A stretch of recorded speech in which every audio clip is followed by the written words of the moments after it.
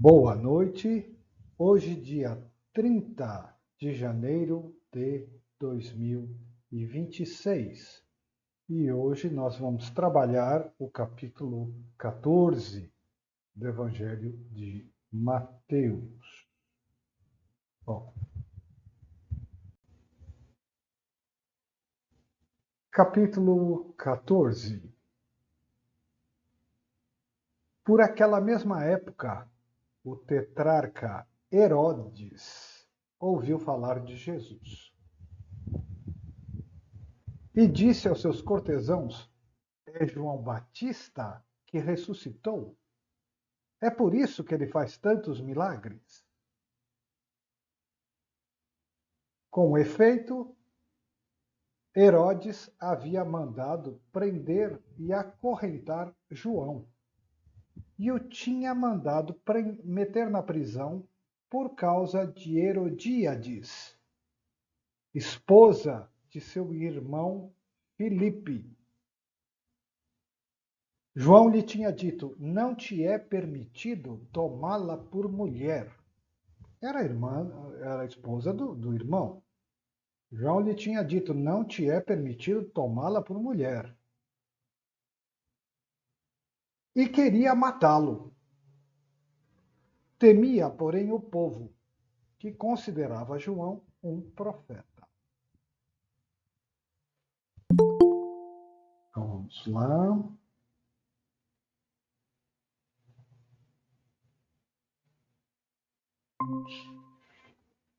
Muito bem. Então, já é uma coisa assim um pouco controversa. Eu vou começar de novo já já. Mas já é uma coisa meio controversa, porque em outro evangelho que nós vamos estudar, se não me engano, Lucas, o texto diz que, na verdade, Herodes gostava de João Batista. Aqui em Mateus está escrito que ele queria matá-lo. Boa noite. Mas, na verdade, a gente sabe que quem queria matá-lo mesmo era Herodíades, que jurou vingança. A esposa, e não ele exatamente. Bom, são as versões, né? Mas isso a gente discute então quando for estudar a outra versão. Por enquanto aqui,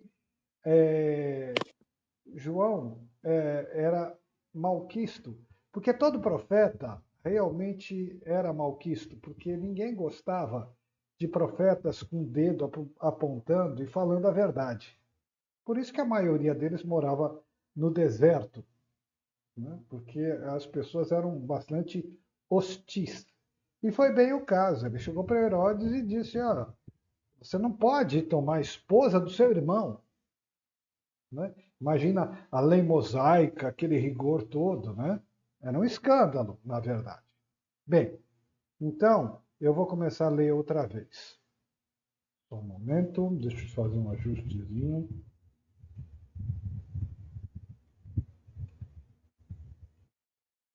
Pronto. Então vamos compartilhar e ler outra vez.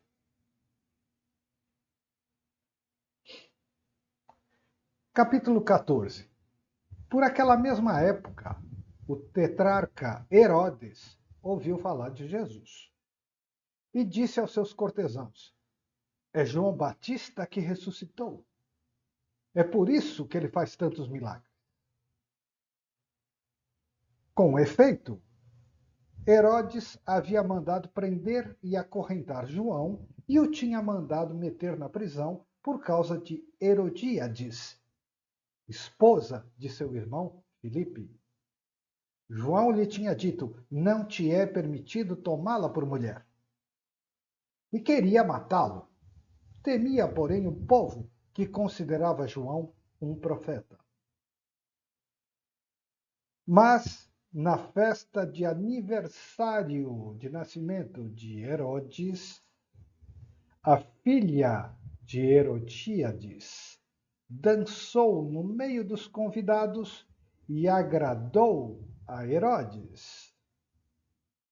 Por isso, ele prometeu com juramento dar-lhe tudo o que lhe pedisse. Por instigação de sua mãe, ela respondeu: dá-me aqui, neste prato, a cabeça de João Batista. O rei entristeceu-se, mas como havia jurado diante dos convidados, ordenou que lhe a dessem.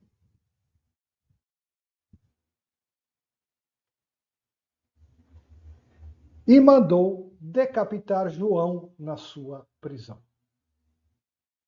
A cabeça foi trazida num prato e dado à moça, que a entregou à sua mãe. É um episódio tenebroso, cruel, né? E uma vingança, porque Herodíades tinha sido condenada pelo profeta. Né? Ela usou a própria filha, dançando, para seduzir o rei e os convidados. Uma cena horrorosa, sem dúvida nenhuma, uma cena horrorosa. E Herodes ficou abalado. Então, quando ele ouviu falar dos milagres de Jesus, ele falou assim: não, deve ser o espírito de João Batista que ressuscitou. E, portanto, tinha medo também que João Batista cobrasse, né, todo episódio. Agora, eu tenho aqui um comentário muito interessante sobre esse episódio. Vamos lá, deixa eu compartilhar. Aqui.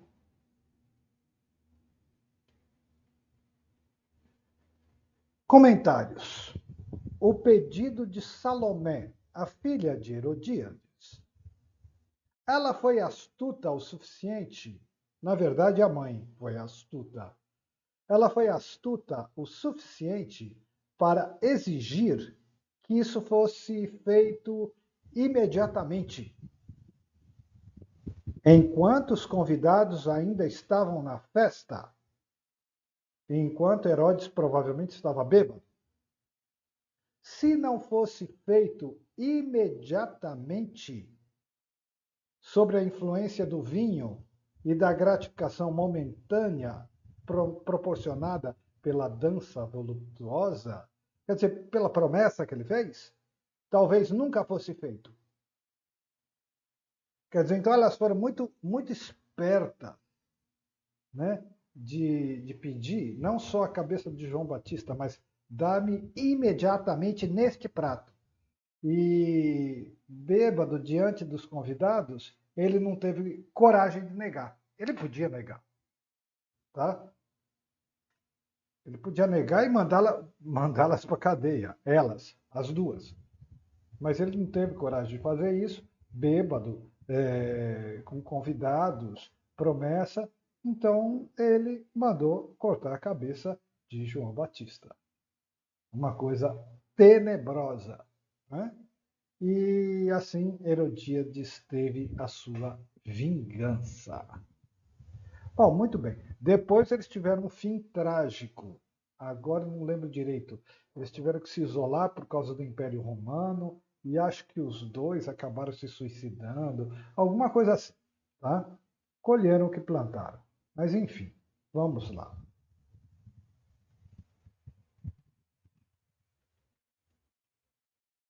E ele diz, né? Peça-me o que quiser, nem que for metade do meu reino.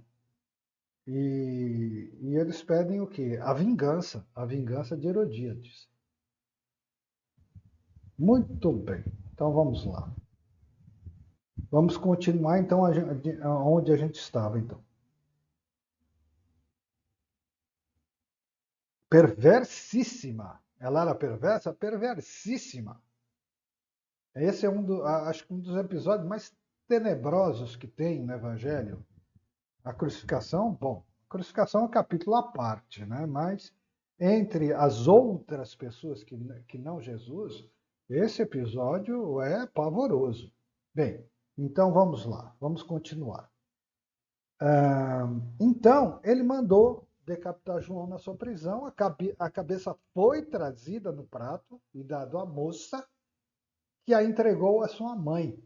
Imagina a cena, a sangue frio, horrível. 12.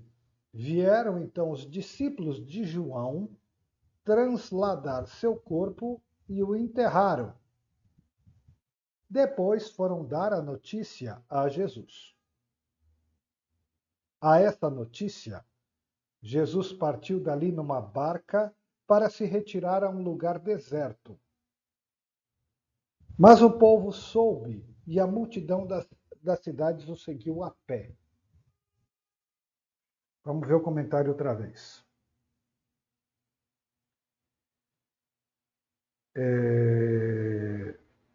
Ainda não. Então, o povo soube e foi atrás dele. Então, repito, 13. A esta notícia, Jesus partiu dali numa barca para se retirar a um lugar deserto. Esta era a intenção dele. Mas o povo soube e a multidão das cidades o seguiu a pé. Uma multidão mesmo. Quando desembarcou, vendo Jesus essa numerosa multidão, moveu-se de compaixão para com ela e curou os seus doentes. Caía a tarde. Agrupados em volta dele, os discípulos disseram-lhe: Este lugar é deserto e a hora é avançada. Despede essa gente para que vá comprar víveres na aldeia, pão. Jesus, porém, respondeu: Não é necessário. Dai-lhe vós mesmos de comer. Mas disseram eles: Nós não temos aqui mais que 5 pães e 2 peixes. Trazei-nos, disse ele. Mandou então a multidão assentar-se na relva, tomou os 5 pães e os 2 peixes, e elevando os olhos ao céu, abençoou-os. Partindo em seguida os pães, deu-os aos seus discípulos, que os distribuíram ao povo. Todos comeram e ficaram fartos. E dos pedaços que sobraram, recolheram 12 cestos cheios para o caminho da volta. 21. Ora, os que comeram foram cerca de 5.000 homens, sem contar as mulheres e as crianças. Portanto, 5.000 famílias, cerca de 20.000 pessoas. É muito interessante que o Goldsmith fala assim: não, eu explico o fenômeno. Jesus levantou os olhos e recorreu à provisão divina. A provisão divina é infinita, tudo muito bonito. Agora, alimente 20.000 pessoas. Você mesmo, Joel Goldsmith. Alimente 20.000 pessoas. Dizer que é simples explicar que a provisão divina, tudo bem, mas são 20.000. Não multiplicaria nem para 100, quanto mais para 20.000. Então a explicação é correta e é ótima, é a provisão divina. Mas o problema é abrir a porta, ser uma janela para a provisão divina num nível de 20.000 pessoas. Só a consciência divina para fazer isso mesmo. Só Jesus na causa. Então vamos lá. Então, às vezes, dar uma boa explicação é uma boa explicação, mas pode soar, às vezes, um pouco leviano, como se fosse uma coisa simples e acessível para qualquer pessoa. Tá? Então vamos lá.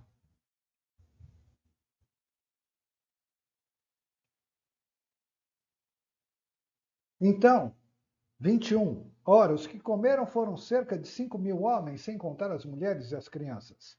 22. Logo depois, Jesus ordenou a seus discípulos a entrarem na barca e passarem antes dele para outra margem, enquanto ele despedia a multidão. Feito isso, subiu a montanha para orar na solidão. E chegando à noite, estava só. Então, ele ordenou os discípulos entrarem na barca e atravessarem o lago antes dele, chamado de Mar da Galileia, mas é lago Tiberíades. Antes dele. E o que houve? O que houve é que a multidão inteira viu que ele não embarcou. Né? E ele subiu, depois de mandar todo mundo embora, ele subiu na montanha para orar em solidão. Chegando à noite, estava só. Bem, comentários. Subir a montanha para orar na solidão. Depois de um dia muito difícil, Jesus recolhe-se para orar. Talvez o anterior anúncio da morte cruel de João Batista fosse um bom motivo adicional para ele subir, se isolar e orar. No entanto, mesmo assim, nesse dia de acontecimentos tão intensos, ele ainda é chamado a realizar dois dos seus milagres mais extraordinários, como resposta aos fatos do dia. Que dois milagres são esses? Um, a multiplicação dos pães e dos peixes. E o outro, nós vamos narrar agora. Porque enquanto ele está só no monte orando, os discípulos estão atravessando o lago. De qualquer maneira, João Batista diz no Evangelho de João, importa que eu diminua e ele cresça. Então ele sai de cena de uma maneira trágica, mas ele, como consciência, né, está acima das aparências do mundo material, do mundo humano, mas então é a hora de Jesus crescer. Bom, muito bem. Então vamos voltar ao Evangelho.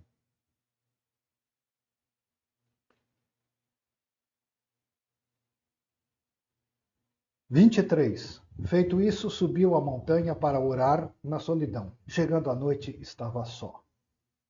24. Entretanto, já a uma boa distância da margem, a barca era agitada pelas ondas, pois o vento era contrário. Pela quarta vigília da noite, Jesus veio a eles, caminhando sobre o mar. Quando os discípulos o perceberam caminhando sobre as águas, ficaram com medo. É um fantasma, disseram eles, soltando gritos de terror. Mas Jesus logo lhes disse: coragem, sou eu, não temais. Então, uma cena extremamente dramática. Quarta hora da vigília da noite, mais ou menos 10 horas, porque a noite começa às 6 horas da tarde. Então soma 4 horas, dá 10 horas da noite. Lá pelas 10 horas da noite, aparece um vulto andando na água. E os apóstolos pensaram que é um fantasma. Eles, na verdade, quiseram dizer, é a morte que veio nos buscar. Agora nós vamos morrer, porque estamos no meio da tempestade. É a morte. E começaram a gritar de terror. E aí Jesus diz, coragem, sou eu. Mas, de fonte assim muito bem pesquisada, do grego original, na verdade ele teria dito, coragem, eu sou.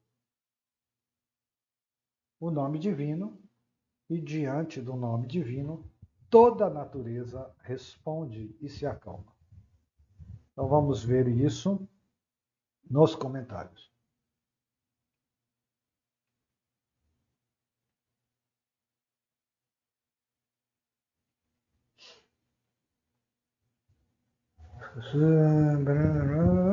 Segundo o abade Dom Emanuel Beneditino de Salvador, a tradução foi inábil e Jesus disse, na verdade, eu sou, e diante do nome de Deus, a natureza se acalmou. Então, eu, primeiro de tudo, ouvi isso por Dom Emanuel, pelo abade, mas depois eu tive oportunidade de confirmar várias vezes. Entre elas, uma foi Clândio, que frequentava aqui e me deu o texto grego original, as traduções e tudo mais. Tá? Então, ele realmente disse, eu sou. E aí a natureza respondeu. Voltamos ao texto.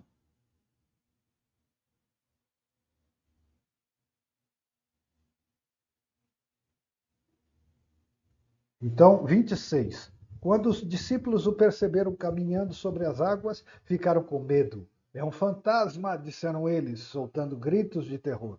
Mas Jesus logo lhes disse: coragem, sou eu sou, não temais. Pedro tomou a palavra e falou: Senhor, se és tu, manda-me ir sobre as águas até junto de ti. Ele disse-lhe: vem. Pedro saiu da barca e caminhava sobre as águas ao encontro de Jesus. Mas, redobrando a violência do vento, teve medo e começou a afundar. Gritou: Senhor, salva-me!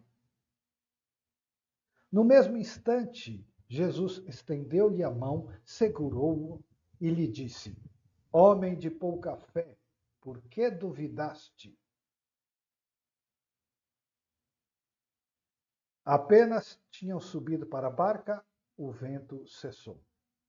Então, aqueles que estavam na barca prostraram-se diante dele e disseram: Tu és verdadeiramente o Filho de Deus. E tendo atravessado, chegaram a Genesaré. As pessoas do lugar o reconheceram e mandaram anunciar por todos os arredores. Apresentaram-lhe então todos os doentes, rogando-lhe que ao menos os deixassem tocar na orla de sua veste.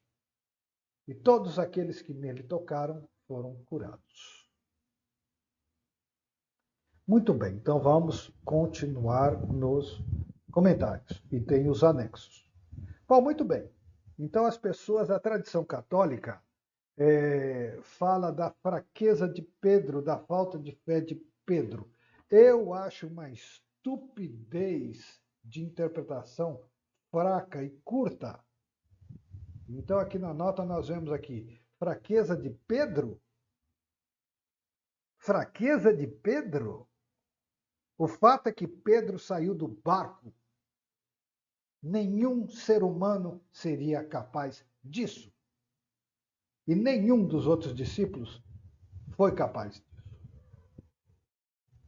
O problema é que ele saiu e andou, ele foi capaz de andar. O problema é que o foco de sua atenção mudou de Jesus para o vento. Ele entrou num estado elevado de consciência o suficiente para andar sobre a água, mas não conseguiu manter. Foi movido pelo medo. Então aí Jesus pergunta: por que duvidaste? Eis a verdadeira da natureza da tentação, é a dúvida. A pessoa que duvida está dividida contra si mesma. Nas tentações de Cristo, Satanás pergunta: se és filho de Deus, está implantando a dúvida. A tentação é a dúvida. Ele fala: por que duvidaste? A verdadeira natureza da tentação é a dúvida. A pessoa que duvida está dividida contra si mesma. Ele começou muitíssimo bem, ele andou sobre as águas, ele saiu do barco sem argumentar e sem pensar, porque se ele pensasse, ele não saía. Mas no meio do caminho, a natureza humana se mostrou. Típico de Pedro, que oscila entre extremos da natureza humana e da natureza divina. E hoje, com mais estudo, ele me é, a mim, o mais simpático dos apóstolos. Para isso, é necessário ler as cartas de Pedro depois de que tudo aconteceu. Coisa que nós já fizemos aqui 2 vezes. E aí nós vamos ver quem realmente é Pedro. Muito bem. Então, ele saiu do barco. Então, uma coragem absurda, uma confiança em Deus absurda. Bem, então vamos para um comentário da Catena Áurea, que é uma coletânea de ditos espirituais. Assim, Pedro andou sobre a água, não por divertimento nem para vangloriar-se disso, mas para ir até Jesus. E por isso mesmo foi sustentado de modo admirável. Cristo mandou que Pedro viesse, não apenas para que andasse sobre a água e se tornasse testemunha de um prodígio, mas também para que conhecesse a sua própria fraqueza. Muito profundo. Muito bem. Então, acabamos o capítulo e eu vou ler 2 anexos muito importantes. O primeiro, anexo 1, a impermanência da natureza. Muito bem. Jesus, sendo a consciência divina ele mesmo, e isso é cristão, não é um ser humano que se iluminou, um irmão mais velho, melhorado. Jesus, sendo a consciência divina ele mesmo, poderia tomar a natureza, realidade, que nós chamamos de realidade, poderia tomar a natureza como ilusão essencial e assim andar sobre as águas? O que seria impossível para a consciência humana, já que a experiência é real para a realidade humana.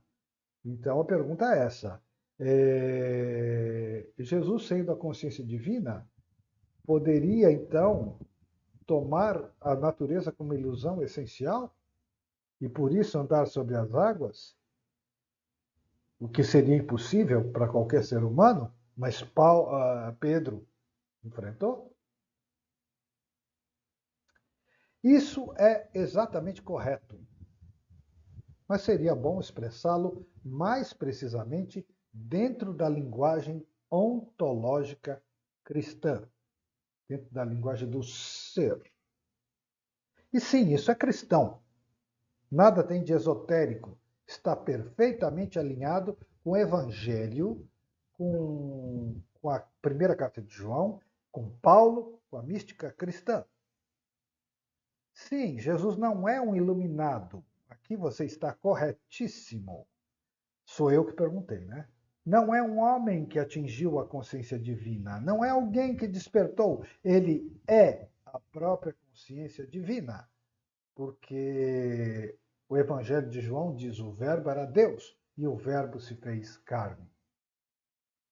A consciência divina percebe a criação como realidade dependente, não absoluta. Ela é ilusão. Não uma ilusão de um sonho bobo, fantasioso, mas ela não tem consistência do ser. Ela depende do fundamento. O fundamento é Deus. É a consciência divina, é ele. Então, esse ponto é decisivo. Para nós, o mundo parece sólido, existente, autônomo. Para Deus, o mundo não tem ser por si. Ele é totalmente sustentado pelo seu querer. Para Deus, a matéria é dócil, transparente, permeável, obediente. Isso não significa ilusória como algo falso.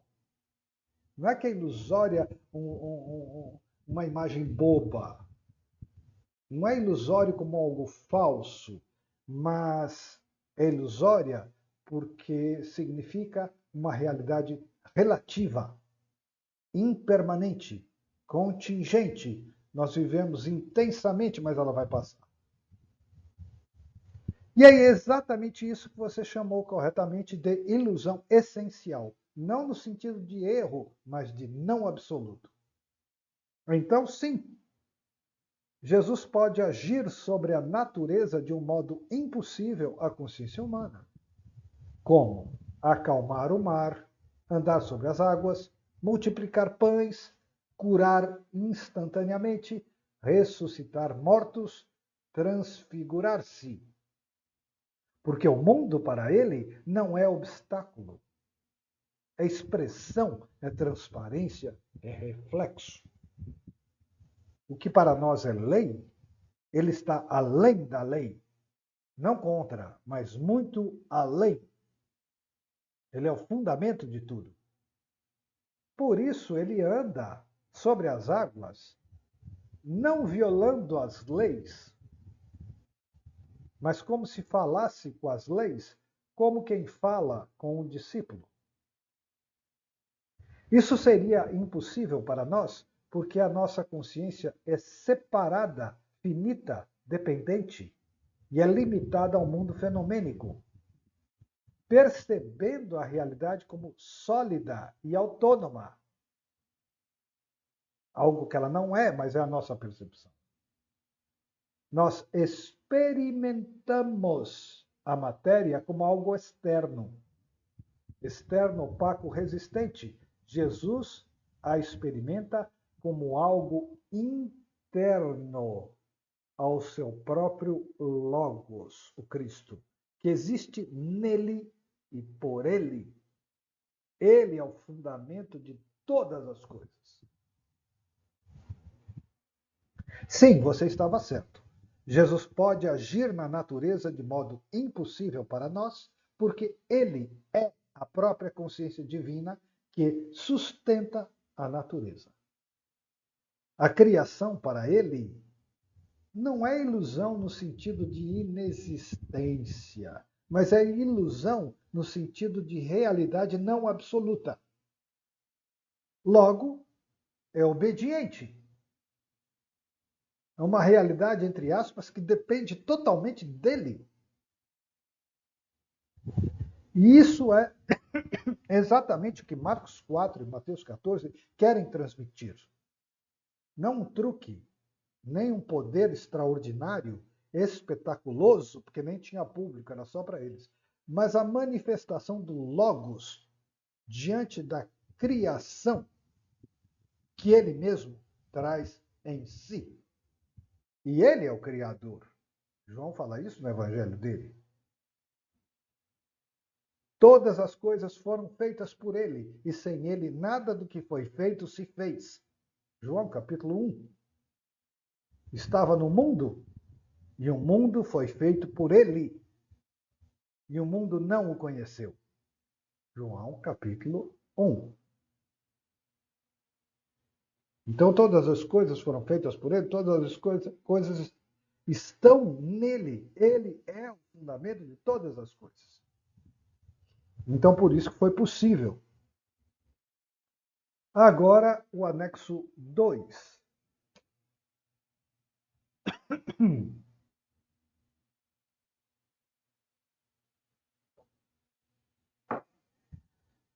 Anexo 2. A coragem de Pedro. Texto longo, profundo, reconstituído, adaptado a partir de Orígenes, que é do século II depois de Cristo. A coragem de Pedro.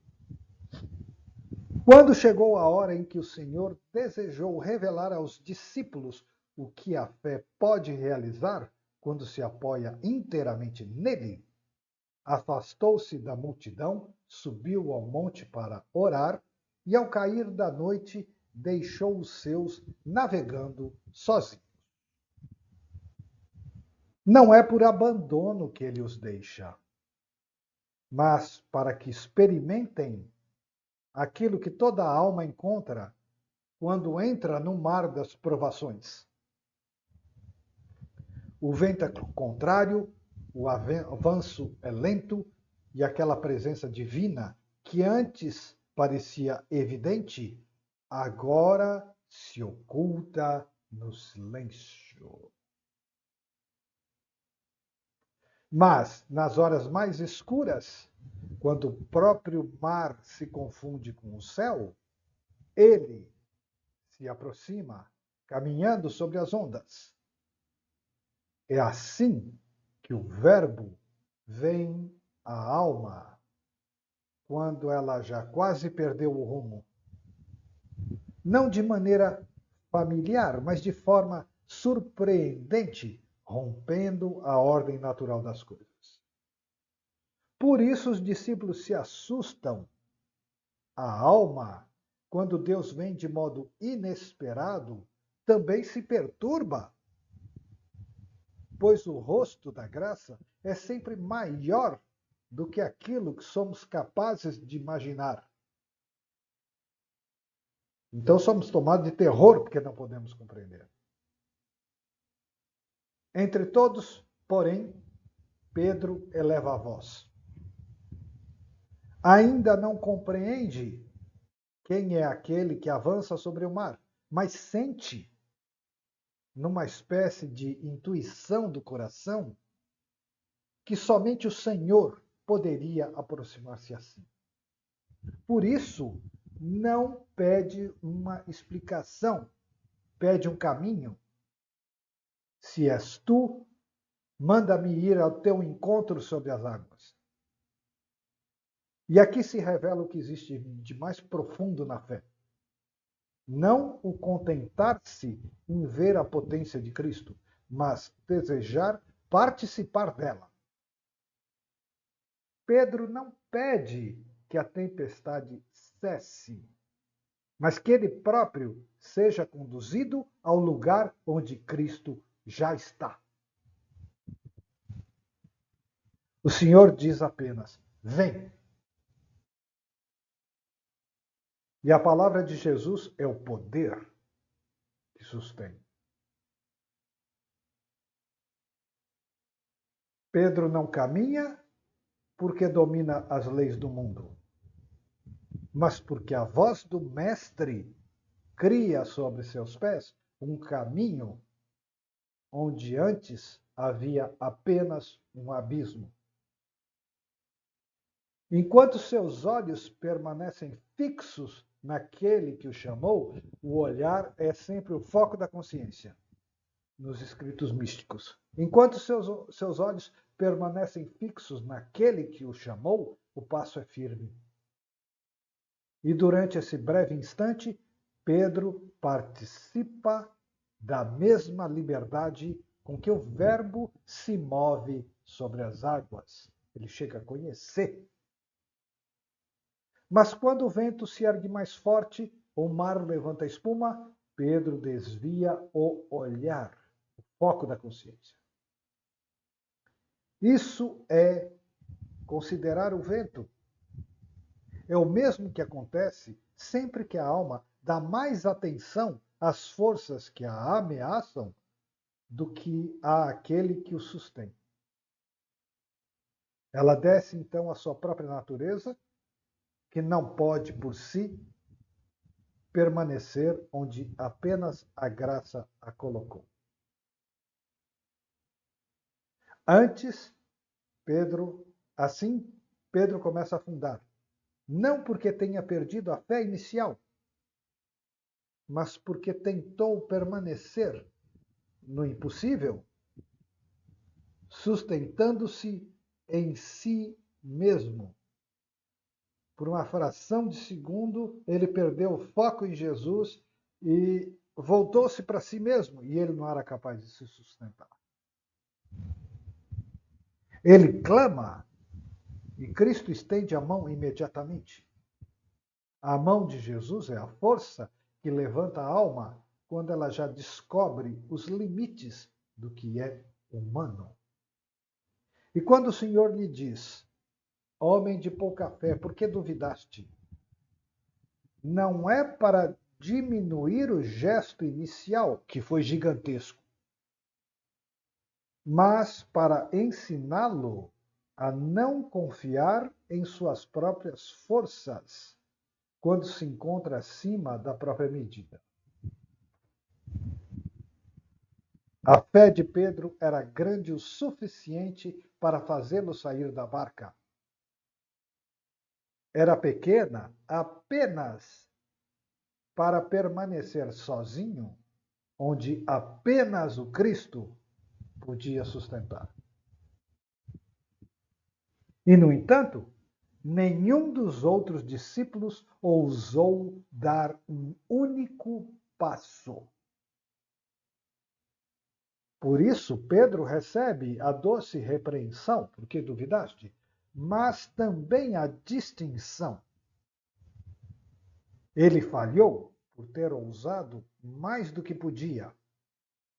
E é melhor falhar assim do que permanecer sem ousadia no interior do barco.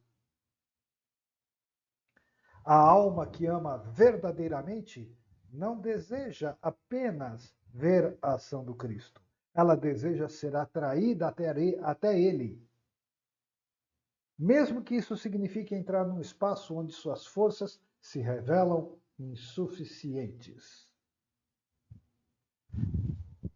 Assim, o episódio não é um relato de fraqueza, mas de desejo. Pedro naufraga por um instante, mas naufraga no amor.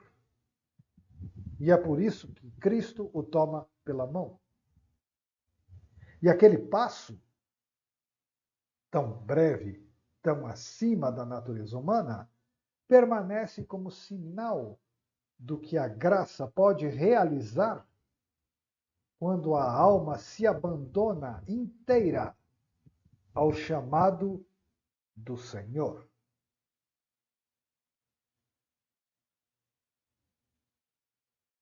Jesus diz: vem.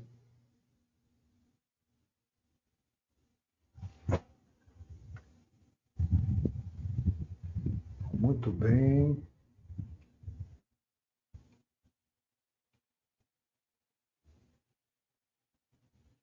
Portanto, concluímos então que essa barquinha no mar da vida somos nós. Somos nós navegando na tempestade, apavorados, né? Até que a consciência divina, ela mesma, diz: coragem, eu sou. Essa barca somos nós. E Pedro realmente transcende todos os limites humanos e sai da barca. Afundou.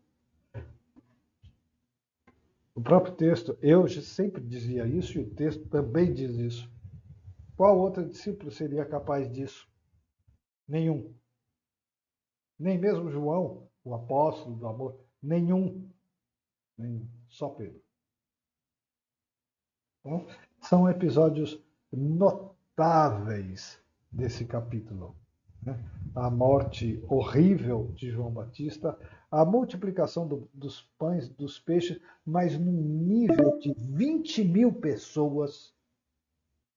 E depois o episódio de andar sobre as águas, que por si já era extraordinário, mas em seguida a história de Pedro, que é realmente chocante. Tá? Então, este é o, o que a gente tinha para dizer sobre o capítulo 14. Um capítulo tão forte e deu tempo de ler até os anexos. E deu tempo de falar tudo que tinha para se falar aqui. Tá? Bom, muito bem. Então, nós temos alguns minutos que são preciosos demais para a gente não prosseguir. Então, vamos para o capítulo 15.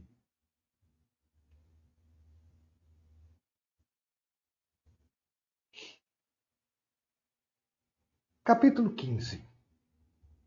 Alguns fariseus e escribas de Jerusalém chegaram a Jesus e lhe disseram: Por que transgridem teus discípulos a tradição dos antigos?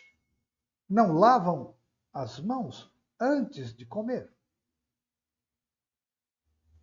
Jesus respondeu-lhes: E vós, por que violais os preceitos de Deus por causa de vossa tradição? Deus disse: Honra teu pai e tua mãe. Aquele que amaldiçoar seu pai ou sua mãe será castigado de morte.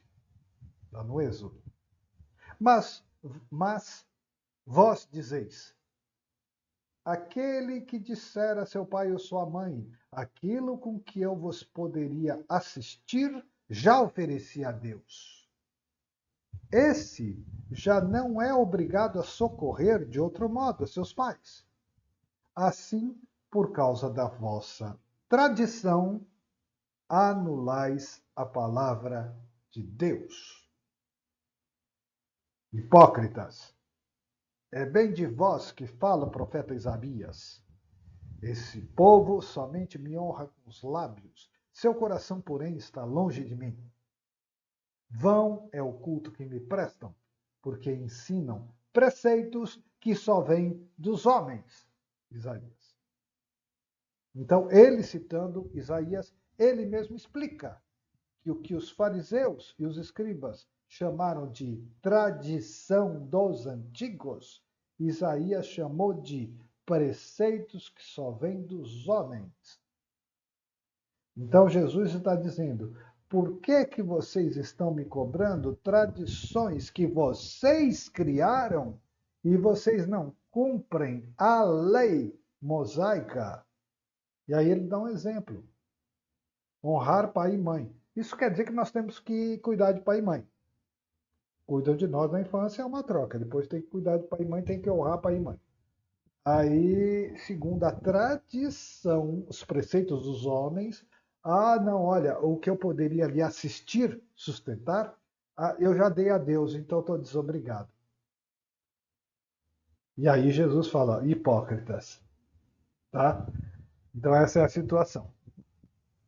E ele está dizendo com toda clareza, então, que eles criaram tradição, conceito dos homens, eles criaram regras, inúmeras regras, que nunca vieram de Deus. Não são a lei mosaica, não tem nada a ver. São coisas que eles foram acrescentando, acrescentando, acrescentando, e tornava a vida do judeu, na verdade, um inferno.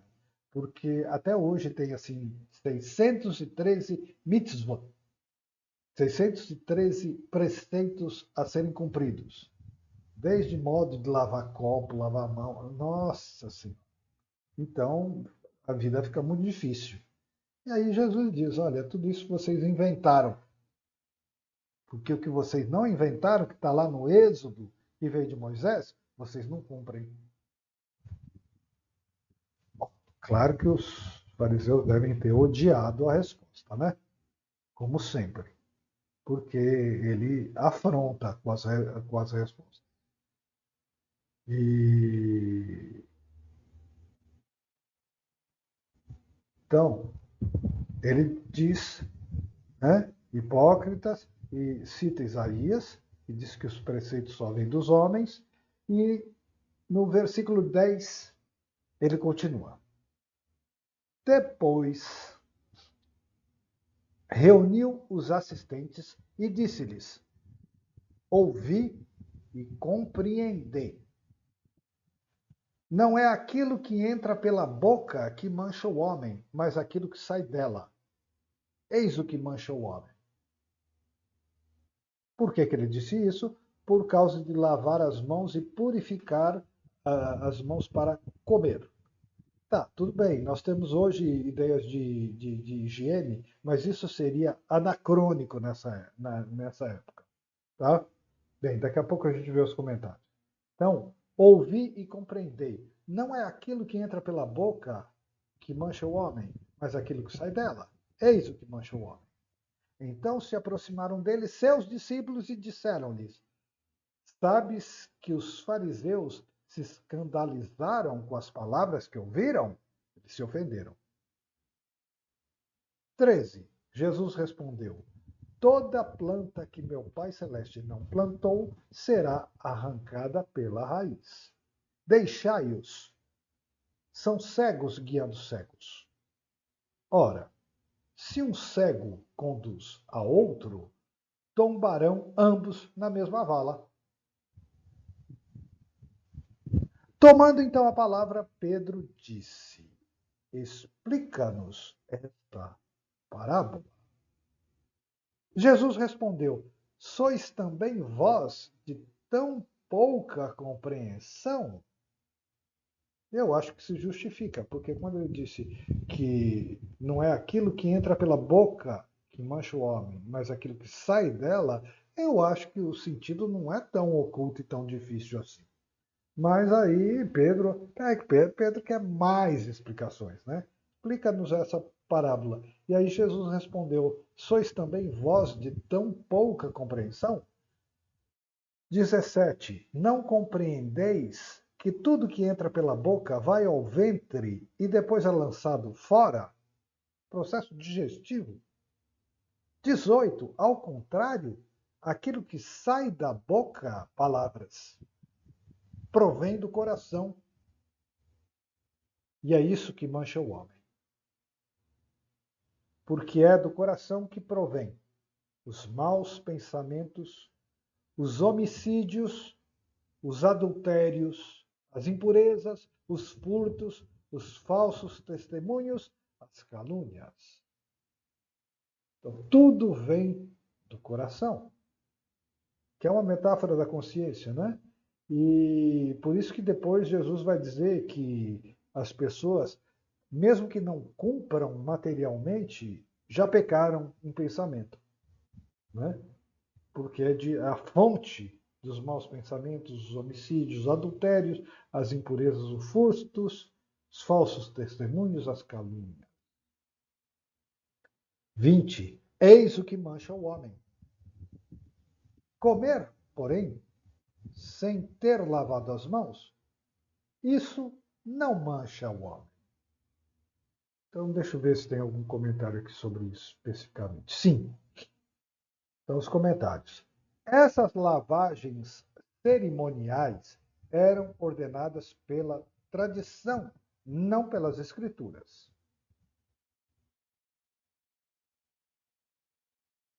As palavras da lei mosaica, as palavras da lei são leves e pesadas.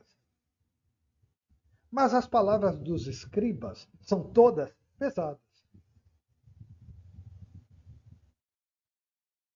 Também eles lavavam as mãos e nós temos também a purificação.